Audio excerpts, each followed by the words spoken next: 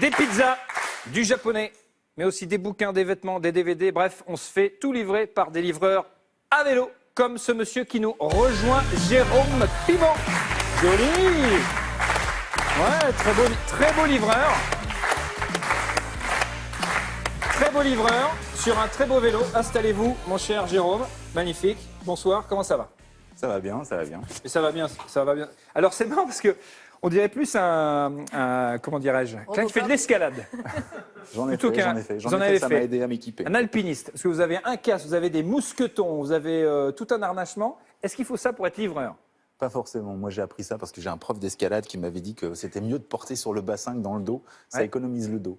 Mais les femmes savent qu'on porte mieux sur le bassin. Et, oui. Et est-ce qu'il faut tout cet harnachement pour être livreur?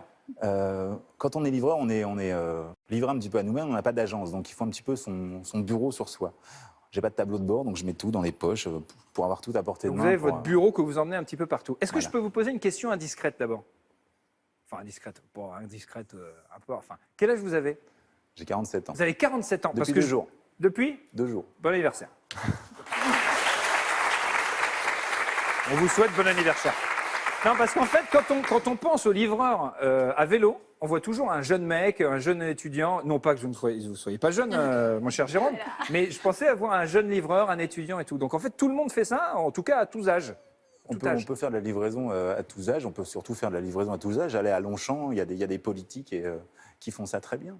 Qui font ça très bien, qui font du vélo. Ils livrent du vélo. Ah non, ils sont. Ah, ouais. Ils livrent. Voilà. D'accord. Vous faites ça depuis combien de temps? Je fais ça depuis 2 ans. D'accord. Vous faisiez quoi comme métier avant? J'étais animateur dans les centres de loisirs. Et vous travaillez combien de temps, combien d'heures par jour? Moi, là, je travaille 2 heures par jour. 2 heures par jour? Parce que je ne fais pas que ça. D'accord. Donc c'est un travail que vous faites en plus, en complément de... Non, à côté, je milite. Vous militez, d'accord. Mais ça rapporte pas beaucoup d'argent, si? Ça rapporte de l'argent pour les gens que je défends, on va dire. D'accord, très bien. Et vous militez pour une association qui, en l'occurrence, défend la cause des livreurs, c'est bien ça? C'est tout à fait ça. D'accord. Vous travaillez 2 heures par jour. Est-ce qu'on gagne suffisamment d'argent quand on travaille 2 heures par jour, quand on est livreur? Non. Ah oui. Donc vous aimeriez travailler un petit peu plus, peut-être? Oui, voilà, un jour, quand j'aurai fini mon combat, on va dire. Et vous gagnez combien Vous gagnez combien? Là, je suis, je sais pas, 700, 800 euros par mois. 700, 800 euros en travaillant 2 heures par jour. C'est pas mal quand même. C'est pas mal, c'est un bon ratio, ça. C'est ça la question, Gauze, vous avez étudié la question. Combien ils gagnent les livreurs en moyenne? Ils peuvent gagner, il y a des livreurs qui gagnent jusqu'à 4 000 euros en fait. D'accord. L'idée c'est de travailler. Plus tu travailles, plus tu gagnes. C'est une idée assez sarkozienne quoi. Ouais, parce que là on a le tarif horaire, donc c'est de 7,50 brut. Et exactement. on a en plus entre 2 euros et 5 euros par course. Et des fois des pourboires. C'est les petits pourboires. Est-ce qu'on parcourt combien de kilomètres quand on est livreur? Sur une journée complète, on peut faire 70 km. 70 km. L'écart, c'est entre 40 et 120 km par jour. 120 km par jour? L'équivalent d'une étape du Tour de France. Une étape du... Ah ouais, donc là, vous devez avoir une santé d'enfer. Si vous faites 120 bornes par jour, même 60 déjà.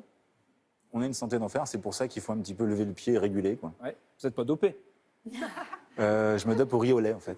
Très bien, ça marche aussi. Quand vous dites Gauze, que c'est travailler plus pour gagner plus quand on est livreur, qu'est-ce que ça veut dire exactement? Alors, la fondamentale, c'est un nouveau type de métier. En France, c'est assez récent. Hein. Aux États-Unis et en Angleterre, c'est un peu plus vieux. C'est la liberté, le problème dans l'extrême liberté, en fait. C'est-à-dire? C'est-à-dire que le travailleur, il est complètement libre de son horaire, de son emploi du temps. Il n'y a pas de limite de temps. Il n'y a pas de limite de jours. Tu peux travailler 7 jours sur 7, 24 heures sur 24 si tu peux. C'est-à-dire qu'il n'y a pas un patron avec des employés et une régulation du travail. Non, avec des horaires, on arrive à 8 heures, on part à 17 heures, ça n'existe pas. C'est ça qui est neuf. On est dans ce qu'on appelle l'ubérisation du travail. C'est ça qui est neuf dedans. Ah oui, alors l'ubérisation, ça vient du mot Uber, les taxis, exactement. où tout le monde peut devenir taxi du jour au lendemain. Et là, en l'occurrence, tout le monde peut devenir livreur à vélo du jour au lendemain. Pas besoin de compétences, il faut juste s'inscrire. Alors, il y a 2 choses qui sont très importantes à savoir, justement pour parler de liberté, c'est que ces métiers qui sont complètement nouveaux posent la question de la dématérialisation du rapport entre l'employé et son employeur. Ouais. Le patron, c'est plus une personne physique, c'est un un algorithme, C'est un ordinateur un ordinateur. qui dit il faut aller Qui dit, livrer cette personne à cette Voilà, adresse, et etc. qui pose Mais des quand vous dites que cette liberté-là, c'est un danger, c'est plutôt un avantage. C'est-à-dire on travaille un peu quand on veut. Vous l'avez vu comme ça, vous, Jérôme? Au départ, j'ai vu comme ça. Ouais. Et puis pendant 2 mois, j'ai roulé tout ce que je pouvais, parce que c'est vrai qu'il y avait l'appât du gain. On était payé à la course, donc on a envie de gagner beaucoup d'argent. Sauf qu'un jour, le corps vous rattrape. On commence par perdre 10 kilos en 1 mois et demi. Alors il y a des gens qui disent super, sauf que on se creuse, on se fatigue, on fait peur à la petite fille quand on rentre à la maison, parce qu'un jour, la petite fille, elle me disait mais tu es malade? Tu vas finir comme ta maman, tu vas aller au ciel comme ta maman. Ça m'a fait un choc. Et je me suis dit, il y a un problème, pourquoi je travaille autant? Et surtout, les autres livreurs que je croisais devant les magasins, devant les restaurants, me disaient qu'eux, ils travaillaient même encore plus. Ils étaient à scooter, ils faisaient des 10-12 heures par jour.